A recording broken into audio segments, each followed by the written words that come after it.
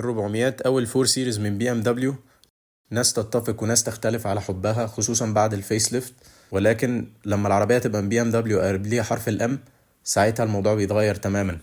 اهلا بيكم في رافلاين، انا محمد الزيات والنهارده هنريفيو الام 4 كومبيتيشن 2022.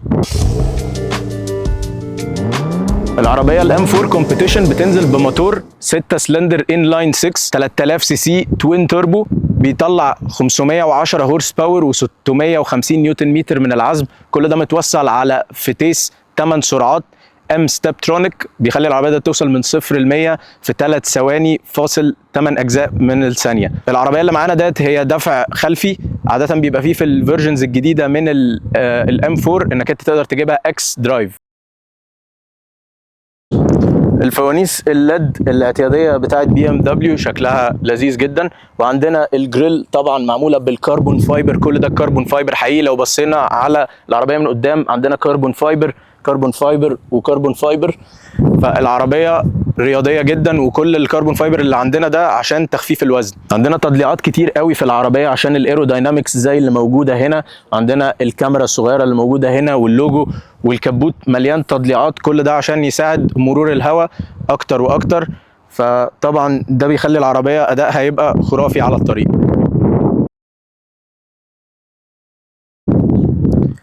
الجنط مقاس 19 وبينزل ستوك، شكله حلو جدا ولونه اسود، عامل كونتراست حلو مع لون العربيه، وبالمناسبه ده اللون الاشهر من وجهه نظري للام 4 كومبيتيشن في السنه ديت. وعندنا موجود ام 4 كومبيتيشن في الجنب بلون جلاس بلاك، شكله شيك جدا. العربيه مليانه خطوط حاده جدا وخطوط بارزه، لو بصينا عليها من الجنب هنلاقي ان العربيه منفخه من قدام، وبرده نفس الكلام من ورا. كل ده بيبين قد ايه العربيه الستانس بتاعها ووقفتها بتبقى يعني شكلها ما تقدرش تشيل عينك من عليه، وفي نفس الوقت ده بيساعد في مرور الهواء على البادي بتاع العربيه. مرايات كربون فايبر طبعا ضم، وقت ما بتيجي تقفل العربيه المرايات بتضم وبتفتح. عندنا النواكل اللي موجوده حوالين الازاز موجوده باللون الجلاس بلاك، عندك الازاز ده تنتد تماما، وبرده السقف كله معمول من الكربون فايبر. فتخيل الكربون فايبر اللي موجود قدام مع الكربون فايبر ده مخلي وزن العربيه اخف واخف مقارنه بال400 العاديه. وطبعا العربيه زي ما واضح قدامنا هي 2 دور كوب، معناها ان هي كوب ببابين، وطبعا كيلس انتري، وسحبه الكوب الاعتياديه اللي بنلاقيها في اس يو فيز او في العربيات الكوب السيدان اللي احنا عارفينها، موجود السحبه. يعني شكلها بصراحه تحفه جدا. ده الظهر الاعتيادي بتاع ال400 في بي ام دبليو. الفروقات الوحيده ان هو الرفرف اللي ورا بيبقى متغير تماما، بيبقى رياضي اكتر واعرض، وعندنا الكواد اكزوست او 4 فتحات للشكمان عكس 400 العاديه. وعندنا برده سبورت ديفيوزر عشان الهواء وضغط الهواء على العربيه، كل ده بيساعد في الايروداينامكس بشكل كبير جدا. وطبعا السبويلر ده اكيد للعربيه سبويلر كربون فايبر، فتخيلوا دي برضو كربون فايبر على الكربون فايبر اللي احنا اتكلمنا فيه. عندنا اللوجو بتاع بي ام دبليو مكتوب طبعا ام 4 كومبيتيشن وهو الكاتيجوري بتاع العربيه. عندنا التيل لايتس او الفوانيس الخلفيه الاعتياديه بتاعت بي ام دبليو. الفيس ليفت الجديد بتاع بي ام دبليو للام اتغير فيه حاجات زي التكنولوجي اللي مستعملينها في الفوانيس، والشاشه بتاعت الانفوتينمنت سيستم على شويه هورس باور زياده. فالموضوع تقدر تقول ان هو موتور مع تكنولوجي مع برضو شكل خارجي خفيف جدا. شنطه العربيه في البي ام دبليو الام 4 كومبيتيشن بتبقى سعه تخزينها 340 لتر تقريبا، وطبعا بيبقى عندك اوبشن بما ان كده كده في كنبه ما بنستعملهاش قوي، عندك اوبشن انك انت تنيم الكنبه تماما من الزرارين دولت عشان تاخد سعه تخزين اكبر. فالعربيه من ناحيه شنطه العربيه عمليه جدا، وغير ان الشنطه عمليه طبعا فيها رفاهيات ان هي مبطنه بالكامل من كل النواحي، وطبعا كهرباء.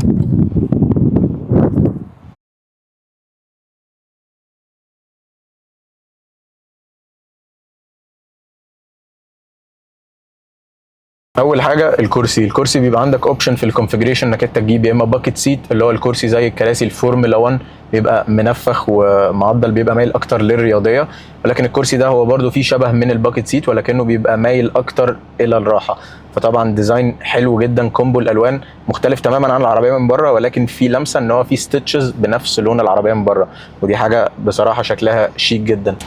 لو بصينا على الماتيريالز اللي مستعملينها في جنب الباب، طبعا كل حاجه سوفت تاتش. عربيه بالبرايس تاج ده لازم كل حاجه تبقى سوفت تاتش، والمسند مريح جدا. عندك ستيتشز باللون الاصفر نفس لون الاكستيرير زي ما اتكلمنا، والعربيه تحس انها كلها متبطنه من جوه باللون الازرق ده، مفيش غير هارد بلاستيك موجود هنا شويه في الحته اللي حوالين النور. وعندنا برضو القماش الاعتيادي بتاع BMW موجود في السقف كله. ولو بصينا على الطاره، طبعا طاره ام مليانه كربون فايبر، عندك كربون فايبر في كل حته في الطاره حتى ورا الطاره، والبادل شيفترز كربون فايبر. عدوا معانا احنا كده قلنا كربون فايبر كام مره في الابيسودات. عندنا كربون فايبر قدام الباسنجر سيت، موجود خط كربون فايبر. الكونسول اللي في النص اللي فيه الفتيس موجود برضو بالكربون فايبر. عندنا المخدع برضو اللي في الجنب موجود مساحه تخزين تحتيه، مساحتها معقوله جدا، وفي مخرج تايب سي. والمخدع برضو الى حد ما مريح، وبرضو ستيتشز بنفس اللون اللي احنا اتكلمنا عليه. العربيه ككل من جوه ما فيهاش الرفاهيات الخياليه، لان العربيه معموله اكتر عشان تبقى اداء اكتر منه اي حاجه. الانفوتينمنت سيستم الاعتيادي بتاع BMW الاي درايف موجود، شاشه 10 انش موجوده قدامنا بتاعت الانفوتينمنت سيستم. طبعا ديجيتال كلاستر او عدادات ديجيتال موجوده قدامنا. اللي اختلف عن الفيس ليفت الجديد اللي احنا بنشوفه دلوقتي اللي هو 2025 و2024 هو ان هم ابتدوا يعملوا شاشه كيرفد اكبر متصله نوعا ما. هم شاشتين ولكن بيبانوا لك ان هم شاشه لان هم متصلين. وعندنا طبعا التكنولوجي اللي موجوده في الكرسي، ان الكرسي عندنا ميموري بوضعيتين، فدي حاجه كويسه جدا. تحكم المرايات وتحكم الشباكين موجودين هنا. عندنا مساحه تخزين في الجنب معموله على شكل لذيذ جدا، ولكن مساحه التخزين مش كبيره جدا، تقدر بس تكفي الازازه كبيره ولكن وراها مساحه صغيره جدا. عندنا هنا 2 كاب هولدرز بمخرج USB، وعندنا وايرلس تشارجر. كل الحاجات ده كويسه، ده غير مساحه التخزين اللي موجوده قدام الباسنجر سيت مبطنه وشكلها شيك جدا. لو اتكلمنا على الساوند سيستم فهو هارمان كاردن، وطبعا ده الاعتيادي بتاع BMW او من اشهر ساوند سيستمز الموجوده في BMW، فبالتالي طبعا ساوند سيستم متجرب وكويس جدا. وطبعا كالعاده عندنا امبيانت لايت موجود برضو. BMW بقى لها حبه بتعتمد موضوع الامبيانت لايت ده، ولكنه كمان اتحسن اكتر واكتر في الفيس ليفت. ودلوقتي هنتكلم على وحده التحكم الاساسيه. عندنا الشورت كاتس بتاعت الانفوتينمنت سيستم زي الماب والميديا والهوم، كل حاجه اعتياديه من BMW. الفتيس حركته مختلفه نسبيا، وفي حاجات معقده شويه ممكن نوريها لكم. وعندنا برضو الكاميرات، وانك انت تقدر تقفل التراكشن، وعندك الاوتو هولد، وعندك انت تشغل الاكزوست، ده برضو حاجه ما بتلاقيهاش في اي عربيه BMW. وعندنا الام مود زي السبورت مود، فبتقدر تتحكم بكل سهوله في العربيه من وحده التحكم اللي موجوده في النص. ده غير البكره الاعتياديه اللي انت بتقدر تتحكم بيها على الانفوتينمنت سيستم. وعندنا وحده التحكم بتاعت التكييف، وعندنا الراديو تحتيه. بصراحه شكلهم بدائي نسبيا، يعني انا حاسس ان هم برضو مايلين للبدائيه، مش احسن حاجه. انا كنت متعود على BMW على حاجات متقدمه اكتر من كده، ولكنهم مش مضايقني خالص لان العربيه اساسها برفورمانس. وعندنا هيد اب ديسبلاي طبعا اللي بيسهل لك تجربه القياده جدا عشان ما تحتاجش تبص على العداد اطلاقا. وعندنا برضو العربيه ده اكيد فيها كروز كنترول، والطاره بيبقى فيها ستيتشز موجوده بالوان ام اللي هم الاصفر او سوري الاحمر والازرق. وعندنا برضو فتحات التكييف شكلها شيك جدا، موجود برضو خطوط زي كروم كده يعتبر او لون سيلفر مع شويه جلوس بلاك موجودين في وحدات التحكم اللي في النص على اللي حوالين الكلاستر او العدادات واللي محوطه الشاشه. كل ده جلوس بلاك، فلمسات الجلوس بلاك اهدى بكتير من عربيات BMW عكس ما احنا متعودين، ولكن مخليه العربيه كويسه جدا لان غرضها هو البرفورمانس. ودلوقتي عشان تدخل لورا في طريقه سهله، حتى وانت معاك الباكيت سيت او الكراسي اللي معانا ده بيبقى في حاجه بتشدها. في الباكيت سيت بيبقى في زي ستراب، بتبقى طالعه حته قماشه بتشدها، بتخلي الكرسي يطلع لقدام تماما، ومجرد ما بترجع ظهر الكرسي بيرجع تاني لوضعه الاساسي. لو اتكلمنا على الكنبه اللي ورا، طبعا كمساحه خلينا نرجع الكرسي اللي ورا نشوف هيبقى راجع علينا قد ايه. طبعا العربيات الكوب مش من غرضها ان هي تبقى عربيات عائليه او انك تقدر تشيل اكبر عدد من الاشخاص. ممكن زي ما انتم شايفين انا بتعصر، يعني دلوقتي طبعا كلاج روم او كمساحه رجلين مساحه صغيره جدا، كمساحه راس نفس الكلام عشان سحبه الكوب اللي اتكلمنا عليها. ولكن الخامات اللي مستعملينها ورا هي سوفت تاتش يعني نسبيا، وعندنا ستيتشز موجوده نفس الستيتشز اللي قدام برضو باللون الليموني او لون العربيه. وعندنا برضو يعني حاجه تريح عليها كوعك زي مخدع، والخامات اللي مستعملينها في الكنبه مريحه جدا بصراحه، رغم ان الكنبه مظلومه ولكن الخامات كويسه جدا. نفس الستيتشز اللي موجوده في الكرسي اللي قدام هي اللي موجوده في الكنبه. وعندنا كاب هولدر، ولكنه مفيش كاب هولدر، هو بس انت بتنزل الكرسي اللي في النص وبتستعمله كمخدع، فمفيش كاب هولدر. زي ما بقول لكم ما بيبقاش ليها اي عمليه للاشخاص اللي قاعدين ورا.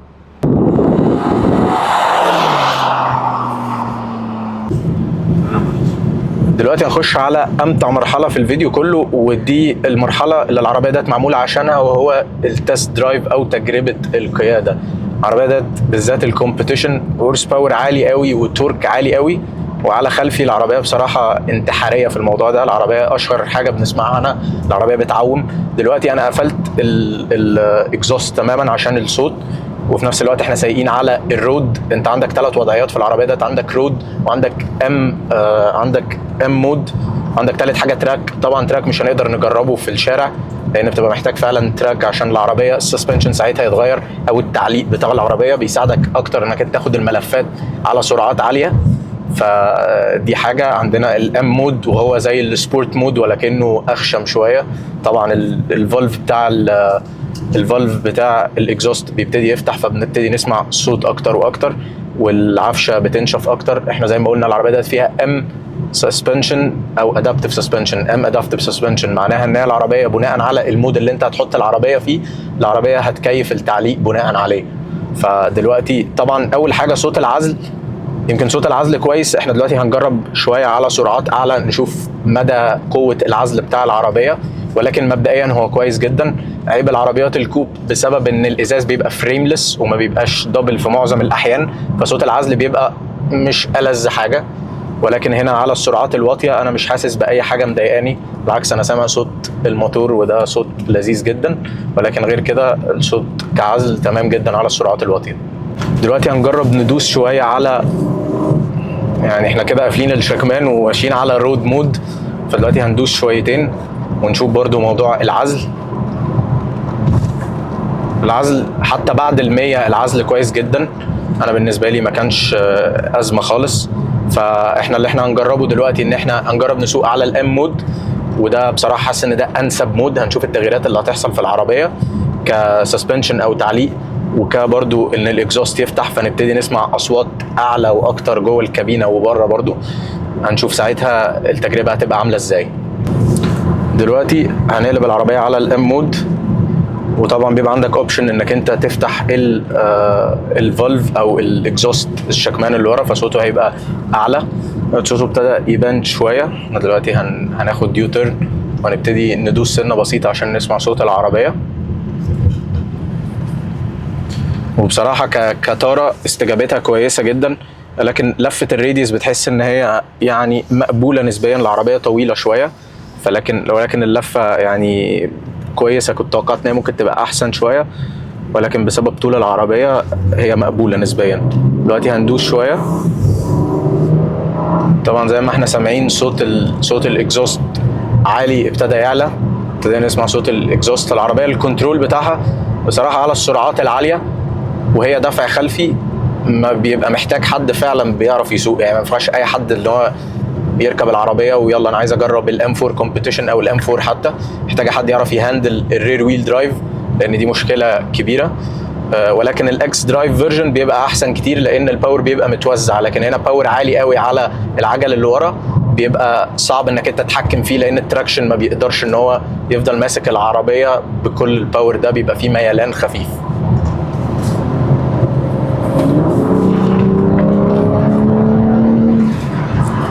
ما شاء الله. لو افترضنا ان ال400 في بي ام دبليو او ال4 سيريز ليها هرم، فالعربيه ديت الطوبه قبل الاخيره على الهرم.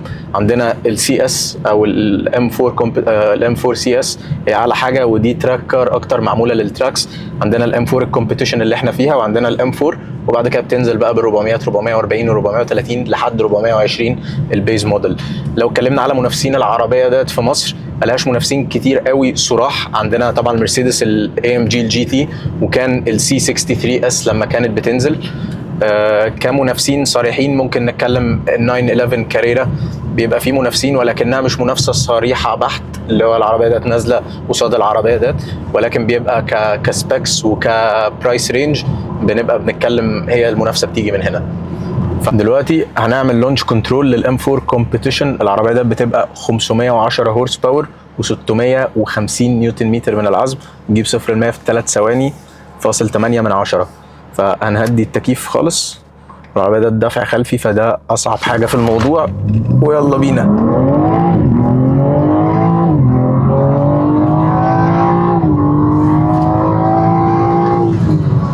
عربيه ولا غلطه بصراحه، لونش كنترول اون انذر ليفل، في حته تانية. دلوقتي هندخل على الاوترو بتاع الفيديو. اخر نقطه، العربيه طبعا كتست درايف يعني ولا غلطه، هي دي ميزه العربيه. والناس عاده لما بتشتري اي حاجه فيها ام بتبقى مركزه على البرفورمانس بحت، بالذات الام 4 والعربيات اللي هي زي الام 4 والام 3. فالعربيه ابهرتني بصراحه، بالذات على في اللونش كنترول وفي السبورت مود، يعني باور كتير قوي على رير ويل درايف. دي كانت كل حاجه. عرفونا رايكم في الكومنتس على العربيه وقولوا لنا ايه كنتوا شايفينه ممكن يبقى احسن. ولو ان بصراحه العربيه بالنسبه لي يعني قليل قوي الغلطات اللي فيها، وحاجات تتحسن ان كانت موجوده قليله جدا. قولوا لنا رايكم. وده اكيد مش اخر فيديو. انا كنت محمد الزيات وانتوا كنتوا في لايف لاين. سلام.